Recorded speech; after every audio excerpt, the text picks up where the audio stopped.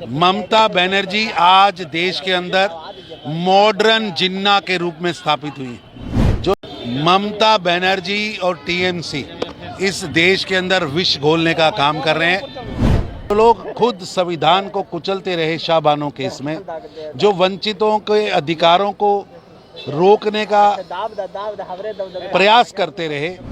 मगरमच्छी आंसू बहा रहे हैं। ये मगरमच्छी आंसू मत देखिए, इसके पीछे का इनके 7 दशक का काला इतिहास देखना चाहिए। ऐसा कि ये भारतीय जनता पार्टी का अभियान जो चल रहा है उसकी बैठकें लेने के लिए मैं आया हूं। और भारतीय जनता पार्टी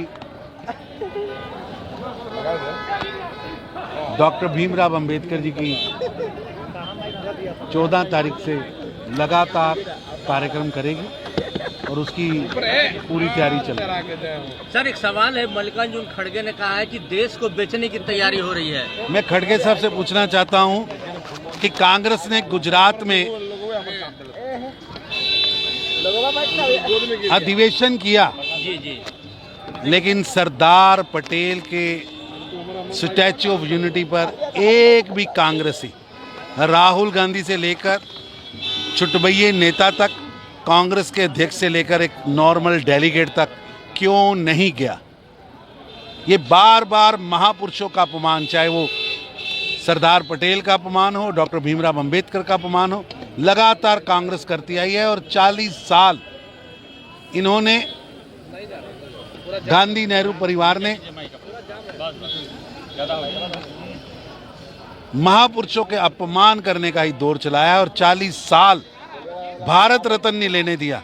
और भारत रत्न भी तब मिला जब गैर कांग्रेसी सरकार आई और अटल बिहारी वाजपेयी जी के प्रयासों से वो भारत रत्न मिला। ये दोहरा चेहरा है कांग्रेस का, दोहरा चेहरा। सर, आखिरी सवाल। ममता बनर्जी कह रही है बंगाल में नहीं लागू होने देंगे, क्यों ऐसा कर रहा है? ममता बनर्जी और टीएमसी इस देश के अंदर विष घोलने का काम कर रहे हैं। ममता बनर्जी आज देश के अंदर मॉडर्न जिन्ना के रूप में स्थापित हुई है। मॉडर्न जिन्ना की तरह वो समाज में विष घोलने का काम कर रही हैं। और मेरे को कल की घटनाएं जो हुई हैं, ये घटनाएं मुस्लिम लीग के डायरेक्ट एक्शन की तरह की घटनाएं हैं, जिसमें एक समय में बंगाल में 10,000 से ज़्यादा हिंदुओं का कत्ल किया गया था। अब मुस्लिम लीग की भूमिका टीएमसी निभा रही है। टीएमसी के गुंडे लगातार डराने का, मारने का, भय पैदा करने का वातावरण ला रहे हैं। और आज देश के अंदर टीएमसी पार्टी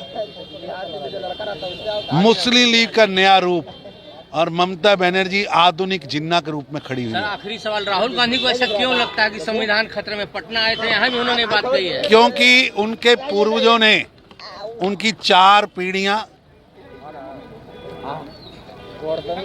7 दशक भारत के संविधान निर्माता डॉक्टर भीमराव अंबेडकर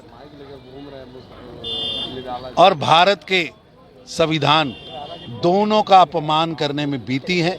मैं उनसे पूछना चाहता हूं, कभी सच तो बताइए कि 50 के दशक में बनी काका कालेकर रिपोर्ट, जिसमें वंचितों को अधिकार की बात कही थी, किसने रोकी थी?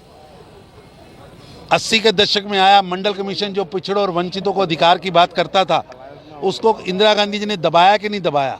उसके विरुद्ध आपके पिता राजीव गांधी जी ने सदन में सबसे बड़ा भाषण दिया कि नहीं दिया? जो लोग खुद संविधान को कुचलते रहे शाहबानो केस में, जो वंचितों के अधिकारों को रोकने का प्रयास करते रहे, वंचितों के खिलाफ सदन जैसे पवित्र सदन के पटल पर बोलते रहे, वो लोग मगरमच्छी आंसू बहा रहे हैं।